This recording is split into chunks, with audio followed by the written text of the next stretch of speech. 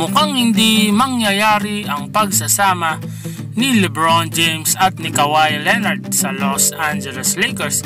Bago pa kumala sa San Antonio Spurs si Leonard noong off-season ay malakas na ang ugong-ugang na balita na mapupunta siya sa Lakers.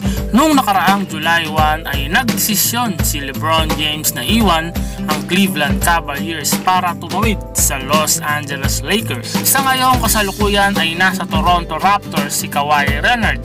Pero pagkatapos ng kasalukuyang season ay magiging free agent na naman siya at hindi nga nawawala ang usap-usapan na mapupunta siya sa Los Angeles Lakers. Pero kung pagbabasihan ang pahayag ni ESPN writer Michael C. Wright, hindi sa Lakers ang direksyon ni Leonard.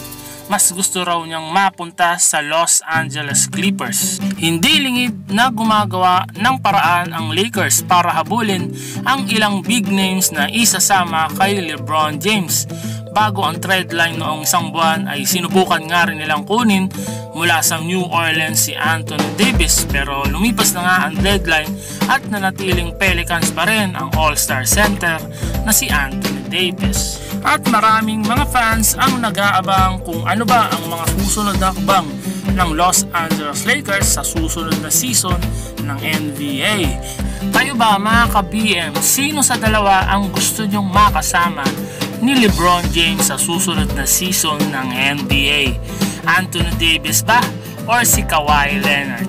Comment down below mga ka-BM, babasahin natin lahat yan at huwag niyong kalimutang mag-subscribe at i-click ang notification bell para sa mga latest video na i-upload ko. So yun lang mga ka-BM, maraming salamat, peace out.